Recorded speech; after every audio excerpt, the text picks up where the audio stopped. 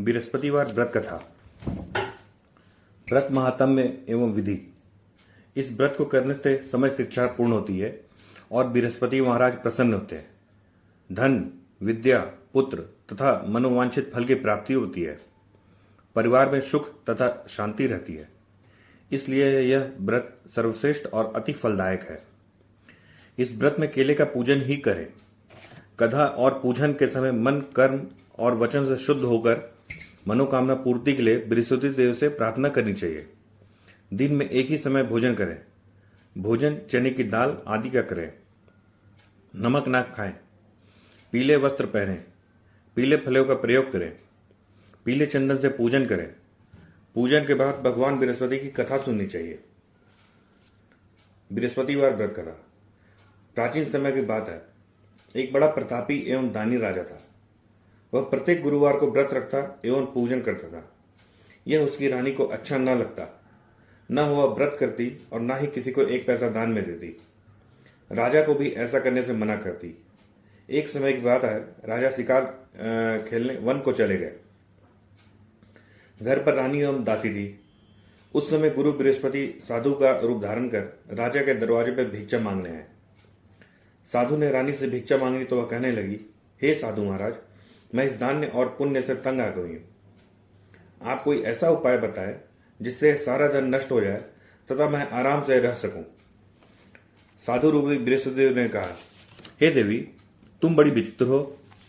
संतान और धन से भी कोई दुखी होता है? अगर तुम्हारे पास धन अधिक है तो इसे शुभ कार्यों में लगाओ जिससे तुम्हारे दोनों लोग सुधरें। परंतु साधु की इन बातों से रानी खुश नहीं हुई। उसने कहा, मुझे ऐसे धन की आवश्यकता नहीं है जिसे मैं अन्य लोगों को दान दूं और जिसको संभालने में ही मेरा सारा समय नष्ट हो जाए। साधु ने कहा, यदि तुम्हारी ऐसी इच्छा है तो मैं जैसा बताता हूं तुम वैसा ही करना। बृहस्पतिवार के दिन घर को गोबर से लिपना। अपने केशों को पीली मिट्टी से धोना। केशों को धोते समय स्नान करना। राजा से हजामत बनाने को कहना। भोजन में मांस मदिरा खाना। कपड़ा धोबी के यहाँ धुलने को डालना। इस प्रकार 7 बृहस्पतिवार करने से तुम्हारा सब धन नष्ट हो जाएगा। इतना कहकर साधु बने बृहस्पति देव अंतर ध्यान हो गए। साधु के कहे अनुसार करते हुए रानी को केवल 3 बृहस्पतिवार ही बीती थी कि उसकी समस्त धन संपत्ति नष्ट हो गई। भोजन के लिए परिवार तरसने लगा। एक दिन राजा रानी से बोला, हे रानी, तुम यहीं पर रहो। मैं दूसरे देश को जाता हूं क्योंकि यहाँ पर सभी मुझे जानते हैं, इसलिए मैं यहां रहकर कोई छोटा कार्य नहीं कर सकता। ऐसा कहकर राजा प्रदेश चला गया। वहां वह जंगल से लकड़ी काट कर रहा था और शहर में बेचता। इस तरह वह अपना जीवन व्यतीत करने लगा। इधर राजा के बिना रानी एवं दासी दुखी रहने लगी। एक समय जब रानी एवं दासी को 7 दिन बिना भोजन कर रहना पड़ा तो रानी ने अपनी दासी से कहा, हे दासी, पास ही के नगर में मेरी बहन रहती है। वह बड़ी धनवान है। तो उस पर जा और कुछ लिया ताकि थोड़ा बहुत गुजर बसर हो जाए। दासी रानी के बहन के पास गई। उस दिन बृहस्पतिवार था। रानी की बहन उस समय बृहस्पतिवार की कथा सुन रही थी। दासी ने रानी की बहन को अपनी रानी का संदेश दिया, लेकिन रानी की बहन ने कोई उत्तर नहीं दिया। जब दासी को रानी की बहन से कोई उत्तर नहीं मिला तो वह बड़ी दुखी हुई। उसे क्रोध भी आया। दासी ने वापस आकर रानी को सारी बता दी। सुनकर रानी ने अपने भाग्य को कोसा। उधर रानी की बहन ने सोचा, मेरी बहन की दासी आई थी परंतु मैं उससे कुछ नहीं बोली, इससे वह दुखी हुई होगी। कथा सुनकर और पूजन समाप्त कर वह अपनी बहन के घर गई और कहने लगी, हे बहन, मैं बृहस्पतिवार का व्रत कर रही थी। तुम्हारी दासी गई, परंतु जब तक कथा होती है तब तक न उठते हैं न बोलते हैं, इसलिए मैं नहीं बोली। कहो दासी क्यों गई थी? रानी बोली, बहन, हमारे घर अनाज नहीं था। ऐसा कहते कहते रानी की आंखें भर आई। उसने दासियों समेत भूखा रहने की बात भी अपनी बहन को बता दी। रानी की बहन बोली, बहन देखो, बृहस्पति देव भगवान सबकी मनोकामना पूर्ण करते हैं। देखो, शायद तुम्हारे घर में भी अनाज रखा हो। यह सुनकर दासी घर के अंदर गई तो वहां उसे एक घड़ा अनाज का भरा मिल गया। उसे बड़ी हैरानी हुई क्योंकि उसने एक एक बर्तन देख लिया था। उसने बाहर रखकर रानी को बताया। दासी रानी से कहने लगी, हे रानी, जब हमको अन्न नहीं मिलता तो हम व्रत ही तो करते हैं, इसलिए क्यों ना हम इनसे व्रत हम कथा की विधि पूछ लें। हम भी व्रत किया करेंगे। दासी के कहने पर रानी ने मेरी बहन से बृहस्पतिवार के व्रत के बारे में पूछा। उसने बताया, बृहस्पतिवार के व्रत में चने की दाल और मुनक्का से विष्णु भगवान के केले के जड़ में पूजन करें तथा दीपक जलवाएं, पीला भोजन करें तथा कथा सुने। इससे गुरु बृहस्पति भगवान प्रसन्न होते हैं, मनोकामना पूर्ण करते हैं। व्रत और पूजन की विधि बताकर रानी की बहन अपने घर को लौट आई। रानी और दासी दोनों ने निश्चय किया कि बृहस्पति देव भगवान का पूजन जरूर करेंगे। 7 रोज बाद जब बृहस्पति आया तो उन्होंने व्रत रखा। घुड़साल में जाकर चना और गुड़ बीन लाई और उसकी दाल से केले के जड़ एवं विष्णु भगवान का पूजन किया। अब पीला भोजन कहां से आए? दोनों बड़ी दुखी हुई, परंतु उन्होंने व्रत किया था, इसलिए बृहस्पति भगवान प्रसन्न थे। एक साधारण व्यक्ति के रूप में 2 थालों में सुंदर पीला भोजन लेकर आए और दासी को देकर बोले, हे दासी, यह भोजन तुम्हारे लिए और तुम्हारी रानी के लिए है, इसे तुम दोनों ग्रहण करना। दासी भोजन पाकर बहुत प्रसन्न हुई। उसने रानी को सारी बात बता दी। उसके बाद से प्रत्येक बृहस्पतिवार को गुरु भगवान का व्रत में पूजन करने लगी। बृहस्पति भगवान की कृपा से उसके पास धन हो गया, परंतु रानी फिर पहले की तरह आलस्य करने लगी। तब दासी बोली, देखो रानी, तुम इस प्रकार आलस्य करती थी, तुम्हें धन रखने में कष्ट होता था, इस कारण सभी धन नष्ट हो गया। अब गुरु भगवान की कृपा से धन मिला है तो फिर तुम्हें आलस्य होता है। बड़ी मुसीबतों के बाद हमने यह धन पाया है, इसलिए हमें दान पुण्य करना चाहिए। अब तुम भूखे मनुष्यों को भोजन करवाओ, प्याऊ लगवाओ, ब्राह्मणों को दान दो, कुआं, तालाब, बावड़ी आदि का निर्माण करवाओ, मंदिर पाठशाला बनवाकर ज्ञान दान दो, कुंवारी कन्याओं का विवाह करवाओ, अर्थात धन को शुभ कार्य में खर्च करो, जिससे तुम्हारे कुल का यश बढ़े तथा स्वर्ग की प्राप्ति हो और पितर प्रसन्न हो। दासी की बात मानकर रानी शुभ कर्म करने लगी। उसका यश फलने लगा। एक दिन रानी एवं दासी आपस में विचार करने लगी। न जाने राजा किस दशा में हो गए, उनकी कोई खोज खबर भी नहीं है। उन्होंने श्रद्धापूर्वक गुरु भगवान से प्रार्थना की कि राजा जहां कहीं भी हो शीघ्र वापस आ जाए। उधर राजा प्रदेश में बहुत दुखी रहने लगा। वह प्रतिदिन जंगल से लकड़ी बीनकर लाता और उसे शहर में बेचकर अपने दुखी जीवन को बड़ी कठिनता से व्यतीत करता। एक दिन दुखी होकर और अपनी पुरानी बातों को याद करके वह रोने लगा और उदास हो गया। उसी समय राजा के पास बृहस्पति देव साधु के रूप में प्रकट हुए और कहने लगे, हे लकड़हारे, तुम इस सुनसान जंगल में किस चिंता में बैठे हो, मुझे यह बताओ। सुनकर राजा के नेत्रों से जल भर आया और उसने साधु की वंदना कर अपनी संपूर्ण कहानी सुना दी। महात्मा दयालु होते हैं। वे राजा से बोले, हे राजा, तुम्हारी पत्नी ने बृहस्पति देव के प्रति अपराध किया है, जिसके कारण तुम्हारी यह दशा हुई है। अब तुम किसी प्रकार की चिंता मत करो, भगवान तुम्हें पहले से अधिक धन देंगे। देखो, तुम्हारी पत्नी ने बृहस्पतिवार का व्रत प्रारंभ कर दिया है। अब तुम भी बृहस्पतिवार का व्रत करके चने की दाल एवं गुड़ जल के लोटे में डालकर केले का पूजन करो, फिर कथा कहो या सुनो। भगवान तुम्हारी सभी कामनाओं को पूर्ण करेंगे। साधु की बात सुनकर राजा बोला, हे प्रभु, लकड़ी बेचकर तो इतना भी पैसा नहीं बचता जिससे मैं भोजन करने के उपरांत कुछ बचा सकूं। मैंने रात्रि में अपनी रानी को व्याकुल देखा है। मेरे पास कोई साधन नहीं जिससे मैं उसका समाचार जान सकूं। फिर मैं बृहस्पति देव की क्या कहानी कहूं, यह भी मुझको मालूम है। साधु ने कहा, हे राजा, मन में बृहस्पति भगवान के पूजन और व्रत का निश्चय करो, वह स्वयं तुम्हारे लिए कोई राह बना देंगे। बृहस्पतिवार के दिन तुम रोजाना की तरह लकड़ियां लेकर शहर में जाना, तो तुम्हें रोज से दुगना धन प्राप्त होगा, जिससे तुम भली भांति भोजन कर लोगे और बृहस्पति की पूजा का सामान भी आ जाएगा। जो तुमने बृहस्पतिवार की कहानी के बारे में पूछा है वह इस प्रकार है।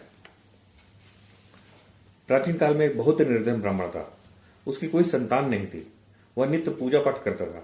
उसकी स्त्री न स्नान करती न किसी देवता का पूजन करती। इस कारण ब्राह्मण देवता बहुत दुखी रहते थे। भगवान की कृपा से ब्राह्मण की कन्या उत्पन्न हुई। कन्या बड़ी होने लगी। प्रातः स्नान करके वह विष्णु भगवान का जप करती, बृहस्पतिवार का व्रत भी करने लगती। पूजा पाठ समाप्त कर वो पाठशाला जाती तो अपनी मुट्ठी में जौ भरकर ले जाती और पाठशाला जाने के मार्ग में डालती जाती। लौटते समय वही जो स्वर्ण के हो जाते तो उनको बीनकर वह घर लाती।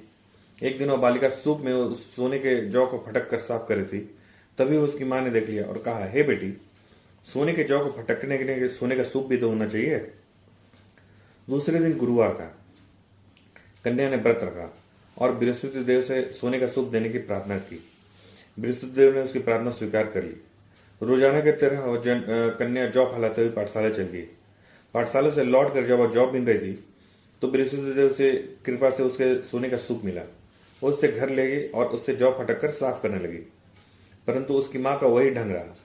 एक दिन की बात है, कन्या सोने के सूप में जब जौ फटक कर साफ कर रही थी, उस समय उस नगर का राजकुमार वहां से निकला। कन्या के रूप को देखकर उस पर मोहित हो गया। राजमहल आकर भोजन तथा अन्न जल त्याग कर लेट गया। राजा को जब राजकुमार द्वारा अन्न जल त्यागने का समाचार ज्ञात हुआ तो अपने मंत्री के साथ अपने पुत्र के पास गया और कारण पूछा। राजकुमार ने राजा को उस लड़की के घर का पता भी बता दिया। मंत्री उस लड़की के घर गए। मंत्री ने ब्राह्मण के समक्ष राजा की ओर से निवेदन किया। कुछ दिन बाद ब्राह्मण की कन्या का विवाह राजकुमार से संपन्न हो गया। कन्या घर जाते ब्राह्मण घर में पहली बात गरीबी का निवास हो गया। एक दिन दुखी होकर ब्राह्मण अपनी पुत्री से मिलने गया। बेटी ने पिता की अवस्था को देखा और माँ का समाचार पूछा। ब्राह्मण ने सभी हाल कह सुनाया। कन्या ने बहुत सा धन देकर अपने पिता को विदा कर दिया, लेकिन कुछ दिन बाद वही हाल हो गया। ब्राह्मण फिर अपने कन्या घर गया और सभी हाल कहा तो पुत्री बोली, हे पिताजी, अब माता जी को यहाँ लिवा लाओ, मैं उन्हें वह विधि बता दूंगी जिससे गरीबी दूर हो जाए। ब्राह्मण देवता अपनी स्त्री को साथ लेकर अपनी पुत्री के पास राजमहल पहुंचे तो पुत्री अपनी माँ को समझाने लगी, हे माँ, तुम प्रातःकाल स्नान आदि करके विष्णु भगवान का पूजन करो तो सब दरिद्रता दूर हो जाएगी। परंतु उसकी बात माँ ने उसकी एक भी बात नहीं मानी। वह प्रातःकाल उठकर अपनी पुत्री का बचा छुटन खा लेती। एक दिन उसकी पुत्री को बहुत गुस्सा आया। उसने माँ को एक कोठरी में बंद किया और प्रातः स्नान आदि करा के विष्णु भगवान का पूजा पाठ कराया तो उसकी बुद्धि ठीक हो गई। इसके बाद से वह नियम से पूजा पाठ करने लगी और प्रत्येक बृहस्पतिवार को व्रत रखने लगी। इसके व्रत के प्रभाव से मृत्यु के बाद वह स्वर्ग हो गई। ब्राह्मण भी सुख पूर्वक एक श्लोक का सुख भोगकर स्वर्ग को प्राप्त हुआ। इस तरह कहानी कहकर साधु देवता वहां से लोप हो गए। धीरे धीरे समय व्यतीत होने पर फिर बृहस्पतिवार का दिन आया। राजा जंगल से लकड़ी बीनकर लाता और शहर में बेचता। उसे उस दिन और दिनों से अधिक धन मिला। राजा चना गुड़ आदि लाकर बृहस्पतिवार का व्रत किया। उस दिन से उसके सभी क्लेश दूर हुए। परंतु जब अगले गुरुवार का दिन आया तो बृहस्पतिवार का व्रत करना भूल गया। इस कारण बृहस्पति भगवान नाराज हो गए। उस दिन उस नगर के राजा ने विशाल यज्ञ का आयोजन किया तथा अपने समस्त राज्य में घोषणा कर दी, सभी मेरे यहाँ भोजन करने गया है, किसी के घर चूल्हा न जले। जो इस आज्ञा को न मानेगा उसको फांसी दे दी जाएगी। राजा के आज्ञा अनुसार राज्य के सभी वासी राजा के भोज में सम्मिलित हुए, लेकिन लकड़हारे कुछ देर से पहुंचा, इसलिए राजा उसको अपने साथ महल में ले गए। जब राजा लकड़हारे को भोजन करा रहे थे तो रानी की दृष्टि उस खूंटी पर पड़ी जिस पर उसका हार लटका हुआ था। उसे हार खूंटी पर लटका हुआ दिखाई नहीं दिया। रानी को निश्चय हो गया कि मेरा हार इस लकड़हारे ने चुरा लिया है। उसी समय सैनिक बुलवाकर उसको जेलखाने में डलवा दिया। लकड़हारे जेल में विचार करने लगा, न जाने कौन से पूर्व जन्म के कर्म से मुझे दुख प्राप्त हुआ है, और जंगल में मिले साधु को याद करने लगा। तत्काल बृहस्पति साधु रूप में प्रकट हुए और कहने लगे, अरे मूर्ख, तूने बृहस्पति देवता की कथा नहीं की, इस कारण तुझे दुख प्राप्त हुआ है। अब चिंता मत कर, बृहस्पतिवार के दिन जलखाने के दरवाजे पे तुझे 4 पैसे पड़े मिलेंगे, उनसे तो बृहस्पति देव की पूजा करना, तो तेरे सभी कष्ट दूर हो जाएंगे। अगले बृहस्पतिवार को उसे जेल के दरवाजे पे 4 पैसे पड़े मिले। राजा ने पूजा का सामान मंगाकर कथा कही और प्रसाद बांटा। उसी रात्रि में बृहस्पति देव ने उस नगर के राजा को स्वप्न कहा, हे राजा, तूने जिसे जेल में बंद किया है उसे कल छोड़ देना, वह निर्दोष है। राजा प्रातःकाल उठा और खूंटी पर हाथ लटका देकर लकड़हारे को बुलाकर क्षमा मांगी और राजा के योग्य सुंदर वस्त्र आभूषण देकर उसे विदा किया। गुरुदेव की आज्ञा अनुसार राजा अपने नगर को चल दिया। जब राजा नगर के निकट पहुंचा तो बड़ा ही उसे आश्चर्य हुआ। नगर में पहले से अधिक बाग, तालाब, कुएं, तरह धर्मशाला, मंदिर आदि बने हुए। राजा ने पूछा, इससे किसका बाग, तरह धर्मशाला है? तो नगर के सब लोग कहने लगे, यह सब रानी और दासी द्वारा बनवाए गए हैं। राजा को आश्चर्य हुआ और गुस्सा भी आया कि उसके अनुपस्थिति में रानी के पास इतना धन कहां से आया होगा। जब रानी ने खबर सुनी कि राजा आ रहे तो अपनी दासी से कहा, हे दासी, देख, राजा हमको कितनी बुरी हालत में छोड़ गए थे, वह हमारी ऐसी हालत देकर लौट न जाए, इसलिए तू दरवाजे पर खड़ी हो जा। रानी की आज्ञा अनुसार दासी दरवाजे पर खड़ी हो गई। जब राजा आए तो उन्हें वह महल में लिवा लगाई। तब राजा ने क्रोध करके अपनी तलवार निकाली और पूछने लगा, बताओ यह धन तुम्हें कैसे प्राप्त हुआ? तब रानी ने सारी कथा कह सुनाई। राजा ने निश्चय किया, मैं रोजाना 3 बार कथा करूंगा और रोज व्रत किया करूंगा।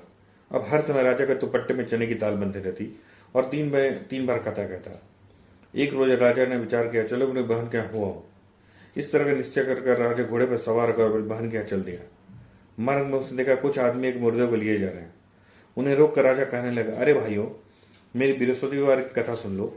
वे बोले, लो, हमारा एक आदमी मर गया है और इसको अपनी कथा की पड़ी है।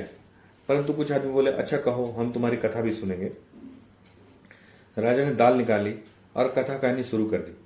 जब कथा आधी हुई तो मुर्दा हिलने लगा और जब कथा समाप्त हुई तो राम राम करते मुर्दा खड़ा हो गया।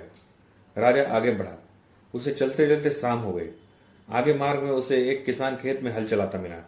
राजा ने उससे कथा सुनने का आग्रह किया, लेकिन वह नहीं माना। राजा आगे चल पड़ा। राजा के हटते ही बैल पर झाड़ कर गिर गए और किसान के पेट में बहुत जोर से दर्द होने लगा। उसी समय किसान की पत्नी रोटी लेकर आई। जब उसने देखा तो अपने पुत्र से सभी हाल पूछा।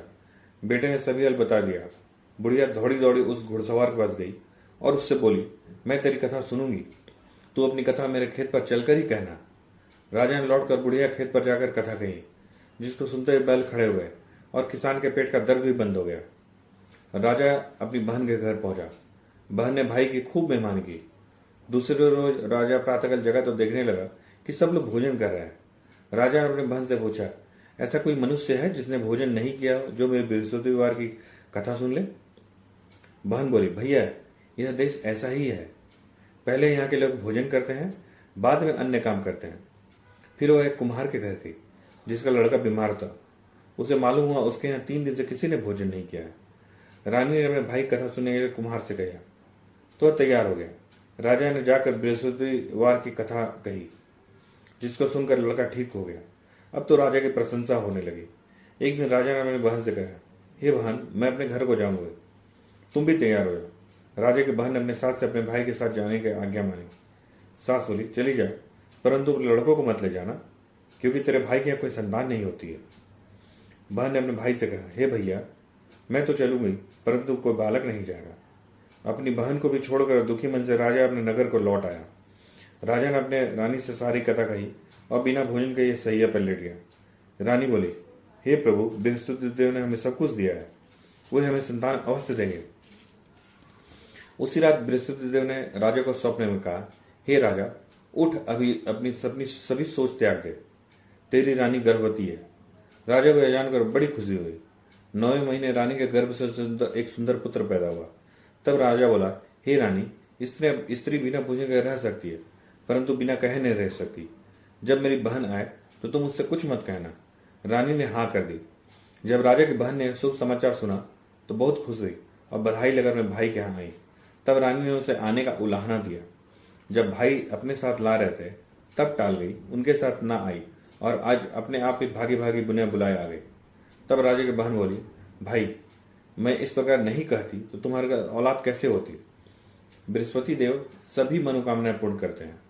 जो सद्भावनापूर्वक बृहस्पतिवार का व्रत करता है एवं कथा पढ़ता है अथवा सुनता है और दूसरों को सुनाता है, बृहस्पति देव उसकी सभी मनोकामनाएं पूर्ण करते हैं, उसकी सदैव रक्षा करते हैं। जो संसार में सद्भावना से गुरुदेव का पूजन एवं व्रत सच्चे हृदय से करते हैं, उसकी सभी मनोकामनाएं वैसे ही पूर्ण होती है जैसे सच्ची भावना से रानी और राजा ने बृहस्पति देव की कथा का गुणगान किया तो उसकी सभी इच्छा बृहस्पति देव ने पूर्ण की। अनजाने में भी बृहस्पति देव की उपेक्षा न करें, ऐसा करने से सुख शांति नष्ट हो जाती है। इसलिए सबको कथा सुनने के बाद प्रसाद लेकर जाना चाहिए। हृदय से उनका मनन करते हुए जयकारा बोलना चाहिए। बोलो श्री बृहस्पति भगवान की जय। जो बोलो श्री विष्णु भगवान की जय।